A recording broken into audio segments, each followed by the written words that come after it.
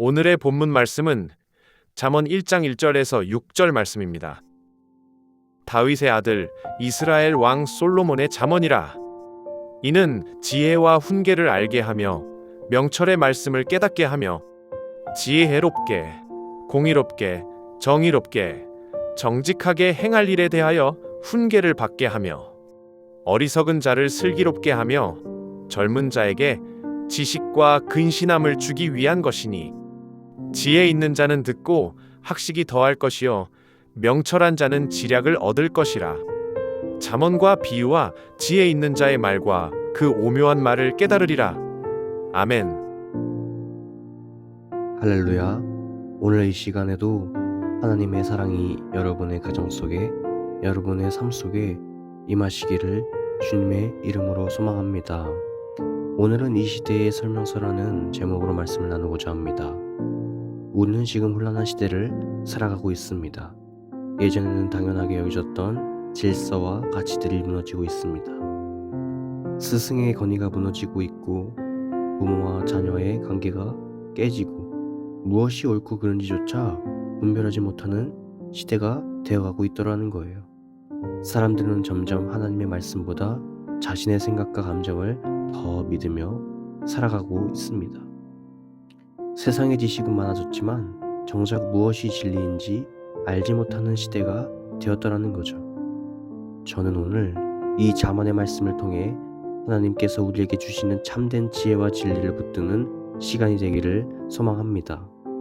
그리고 우리 모두가 이 세상 속에서 하나님의 말씀을 전하는 잠언의 설명서 같은 삶을 살아가기를 소망합니다. 오늘 본문에서 잠언은 우리에게 지혜와 훈계를 가르쳐 줍니다. 오늘의 말씀에 보면 이는 지혜와 훈계를 알게 하며 명철의 말씀을 깨닫게 하며 지혜롭게, 공의롭게, 정의롭게, 정직하게 행할 일에 대하여 훈계를 받게 하며 라고 나와 있습니다. 잠언은 단순한 좋은 말 모음집이 아니에요. 하나님께서 이 혼란한 세상을 살아가는 우리에게 주신 인생의 설명서 같은 겁니다. 자동차를 사면 설명서가 있고 기계를 사도 사용법이 있습니다. 마찬가지로 인간을 창조하신 하나님께서는 우리의 삶을 어떻게 살아가야 하는지 말씀을 통해 알려주십니다. 잠언의 핵심은 바로 지혜와 진리에 있습니다. 지혜는 선과 악을 분별하게 하고 진리는 우리가 가야 할 올바른 길을 보여주더라는 거예요. 첫 번째로 지혜란 무엇입니까? 성경은 하나님을 경외하는 것이 지식의 근본이라고 말씀하십니다. 하나님을 경외한다는 것은 단순히 무서워하는 감정이 아니고 하나님을 존중하고 하나님 앞에서 함부로 살지 않으려는 마음인 줄로 믿습니다. 우리가 하나님이 얼마나 거룩하시고 위대하신 분인지를 깨닫게 될 때 하나님을 향한 두려움과 존중이 생기게 되더라는 거죠. 그리고 하나님께서는 그런 자에게 참된 지혜를 주십니다. 그 지혜는 무엇이 옳고 그른지 분별하게 하고 죄를 멀리하게 하며 하나님 뜻대로 살아가게 합니다. 그러나 세상은 하나님보다 자신의 생각을 더 의지하게 만듭니다. 사람들은 하나님의 지혜보다 세상의 지식을 구하더라는 거죠. 그 결과 무엇이 죄인지조차 구별하지 못하는 시대가 지금 되어버렸습니다. 학교에서도 그렇고 가정에서도 사회와 정치 속에서도 수많은 문제들이 일어나고 있더라는 거예요. 과연 왜 그렇습니까? 하나님을 경외하지 않기 때문입니다. 하나님의 지혜를 구하지 않기 때문에 지금 이러한 문제들이 일어나고 있다는 거예요.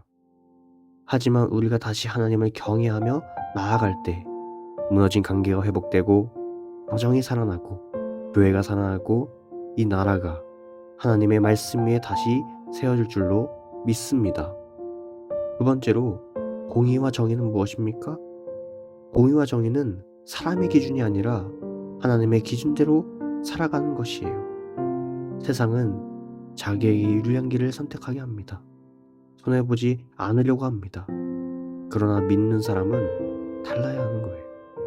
하나님의 사람은 손해를 보더라도 옳은 길을 선택해야 합니다.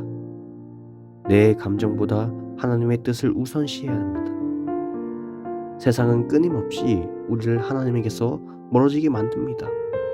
예배보다 세상의 즐거움을 선택하게 만들고 신앙보다 자기 욕심을 따라가게 만들더라는 거죠. 하지만 우리는 어떤 상황 속에서도 하나님을 선택해야 합니다. 주일에 하나님 앞에 예배드리기보다 세상의 즐거움을 따라가는 유혹이 올 때에도 우리는 하나님을 향해 나아가는 믿음의 사람이 되어야 합니다. 하나님의 기준을 붙드는 삶, 그것이 바로 공의와 정의의 삶인 줄로 믿습니다. 세 번째로, 정직은 무엇입니까? 정직은 사람 앞에서 잘 보이기 위한 삶이 아닙니다. 하나님 앞에서 진실하게 살아가는 그것입니다.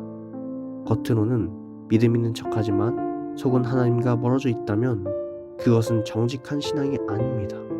정직한 사람은 자신의 연약함도 하나님 앞에서 숨기지 않고 있는 모습 그대로 하나님께 나아가더라는 거예요. 하나님은 완벽한 사람을 찾으시는 것이 아니라 진실한 사람을 찾으십니다.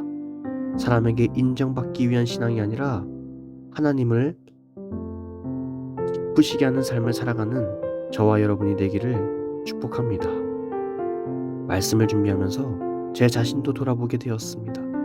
그동안 하나님보다 세상을 더 바라봤던 저의 모습, 하나님의 지혜보다 내 생각을 더 의지했던 저의 모습, 제외 쉽게 흔들렸던 연약한 모습을 보게 되었어요. 결국 저는 하나님 없이는 아무것도 할 수 없는 연약한 죄인이라는 사실을 다시 깨닫게 되었습니다.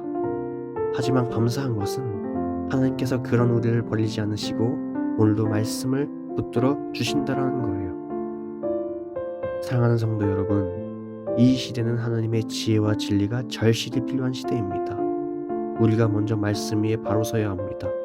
그리고 세상 속에서 하나님의 향기를 나타내는 사람이 되어야 된다는 거예요. 우리 주변에 믿지 않는 사람들이 있다면 우리가 그들에게 잠언의 설명서가 되어 복음을 전하는 삶을 살아가기를 소망합니다.